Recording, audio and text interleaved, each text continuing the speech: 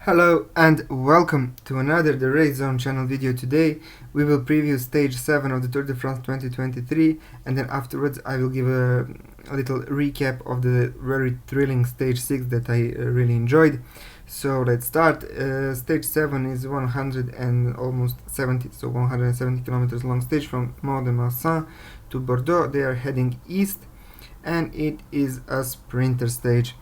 So not a lot of thinking about this, what will happen. Maybe we'll have a small breakaway, 2 or 3 guys, probably from the French teams. There is a sprint at 88 kilometers. Now the sprints are starting to get interesting because Coquard is really now close to Philipsen. I will show a bit later those standings. And Van Aert is also now in the mix, he's third. So maybe we will see a little battle there, but Philipsen is still comfortably in the lead and is by far the best in the sprints. So yeah, tomorrow we will probably see Team Alpecin controlling the breakaway. They are the clear favorites. Lotto Destiny also needs to send a few guys to help.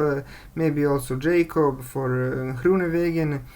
Caleb Ewan, of course, has a really good chance, so it will be like a duel between those guys. Maybe Bini can get in the mix. Van Aert will probably be really tired from these 2 days in the breakaways, pulling massively, so I don't really expect him to be as good in the sprints, especially tomorrow.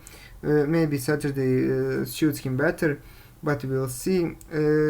Cavendish also, Astana will for sure try to pull the breakaway and to position themselves. It will be very interesting to see the sprinters team battling it out in the end, and I think that still Philipsen is by far the biggest favorite, but for tomorrow I will pick Ewan to take the stage because he really looked great in those 2 sprints. He was missing a bit, and I think that tomorrow is his days to shine, so my pick is Ewan. The weather will be really nice, sunny, some 30 degrees, and the breeze or the wind will be from the east. That means it will be a tailwind, so expect a fast stage in the end, at least. Maybe they will take it a bit easily in the beginning because they are going to like relax from the efforts from the previous 2 days in the mountains. And now let's take a look what happened on the stage 6. It was Tadej Pogačar who won in front of Vingegaard. Now, as predicted, Lotto Jumbo, they attacked Van Aert. He was really in the breakaway from the get-go. He was behind the red car of the race director, and he attacked alongside Alaphilippe, pulling in the breakaway all day.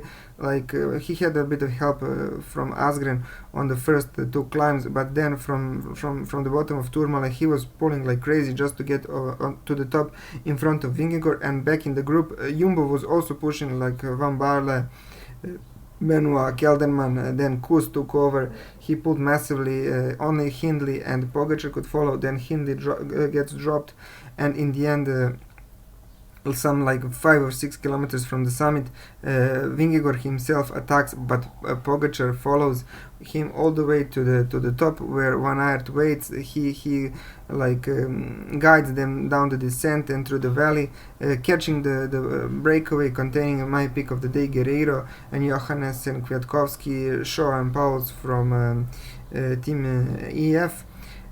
So they pull a massive advantage over the other favorites group. They pull to some like 2 minutes and 50 seconds once they reach the climb. Van Aert still pushes in the front group. Buchmann is leading the favorites group. Then once he was done, Bernal takes over, but it was not that interesting.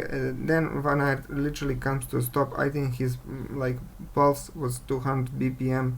So he almost like crashed into the crowd or just fallen off the bike. He was held by the spectators, then he kept going, and Vingegaard tried to break away from Pogačar, but Pogačar looked really good in the Tourmalet on the final climb to Cambask, and some like 3 kilometers from the finish, Pogačar himself attacks and distance Vingegaard, building advantage in every meter and finishing some 24 seconds in front of him, and with 4 bonus seconds he now cuts the lead to 25 seconds in the GC.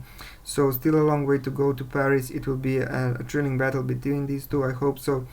And in the favorites group, Hindley finishes with Rodriguez and Simon Yates. Then second group of favorites with Adam Yates, Romain Bardet, Thomas Pidcock, Godot, and etc. etc. So really interesting developments. As we can see, Vingegaard is now in the yellow jersey in front of Pogačar, in front of Hindley. Simon Yates is fourth, and Rodriguez is fifth. So expect a lot of fireworks in the coming days. We have 2 days for the sprinters, but then on Sunday we have another very interesting stage in the mountains. Please like, share, subscribe. I would like to see your comments, and have a great day. Bye.